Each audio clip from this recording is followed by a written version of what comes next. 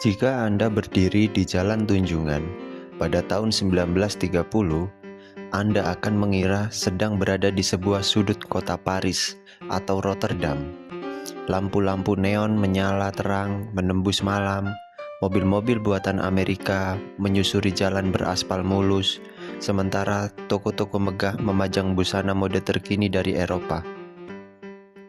Bagi pemerintah kolonial Belanda, Surabaya adalah mahakarya, kota perdagangan paling modern di Hindia Belanda. Tapi, brosur pariwisata selalu punya cara untuk menyembunyikan kebenaran, sebab tepat di balik tembok-tembok Art Deco yang megah itu, ada Surabaya yang sengaja dibuat tidak terlihat.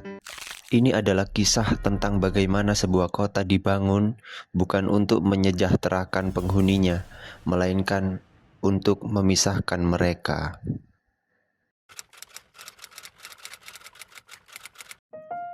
Memasuki dekade 1920 hingga 1930, Surabaya berkembang dari sekedar kota benteng menjadi metropolis finansial. Pertumbuhan industri gula melahirkan kelas kaya baru. Pemerintah kota atau Geminte Surabaya mencurahkan hampir seluruh anggarannya untuk memanjakan warga Eropa dan elit lokal. Kawasan Tunjungan disulap menjadi pusat perbelanjaan modern.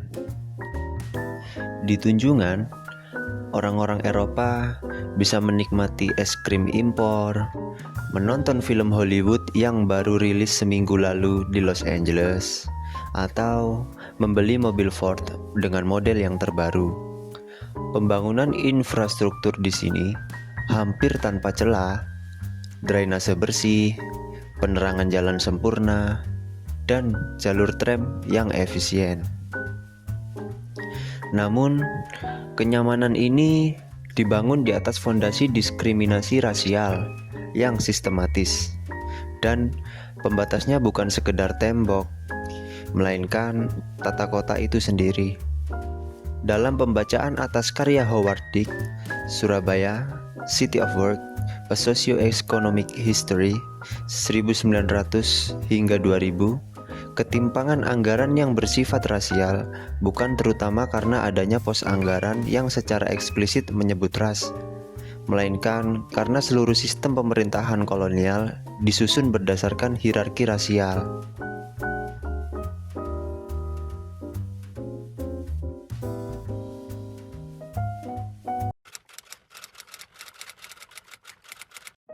Hanya perlu melangkah 50 meter ke belakang toko-toko megah Tunjungan, Anda akan memasuki dunia yang sama sekali berbeda. Disinilah mayoritas warga pribumi tinggal, di kampung-kampung padat tanpa saluran air bersih, tanpa penerangan, dan tanpa akses kesehatan. Ketika kawasan Eropa menikmati air bersih dari umbulan, warga kampung harus membeli air keruh dari penjual keliling atau menggunakan air sungai yang tercemar.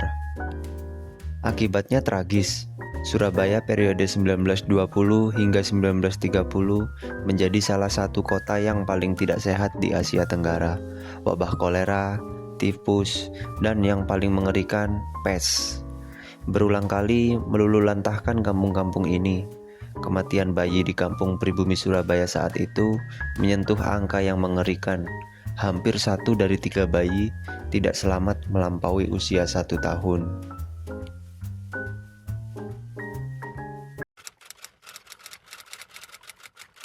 Lantas, apakah pemerintah kolonial tinggal diam? Tidak sepenuhnya. Pada akhir 1920-an, mereka meluncurkan program yang disebut Kampung Verbetering atau perbaikan kampung. Jalan gang di semen, selokan dibangun, dan rumah bambu diganti dinding bata.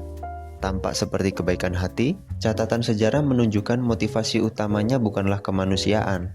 Pemerintah Belanda sadar, lalat, tikus pembawa pes, dan kuman kolera dari kampung pribumi bisa dengan mudah terbang dan berpindah ke pemukiman elit Eropa di Darmo. Perbaikan kampung dilakukan bukan karena mereka peduli pada nyawa pribumi, tetapi karena rasa takut warga Eropa tertular maut dari balik tembok. ketimpangan yang terstruktur selama dekade 1920 hingga 1940 ini menciptakan sesuatu yang jauh lebih berbahaya daripada wabah penyakit. Dendam sosial spasial, anak-anak muda yang tumbuh di kampung-kampung kumuh Surabaya saban hari melihat kemewahan warga Eropa di Tunjungan. Sementara keluarga mereka berjuang hidup di antara lumpur dan penyakit.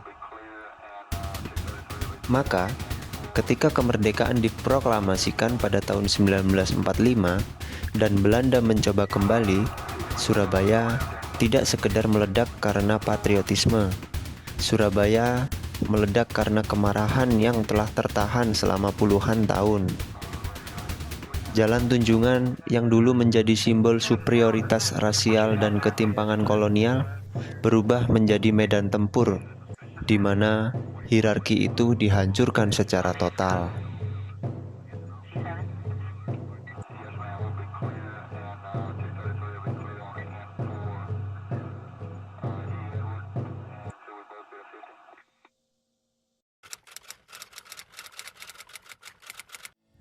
Hari ini, Jalan Tunjungan telah molek kembali menjadi ruang publik yang inklusif, di mana siapa saja bisa berjalan dan menikmati kota tanpa batas rasial.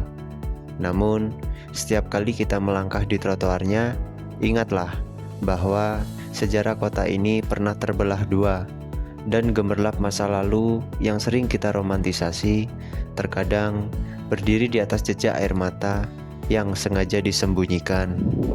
Bagaimana menurut Anda? Apakah penataan kota hari ini masih menyisakan dua wajah yang sama? Tulis pendapat Anda di kolom komentar.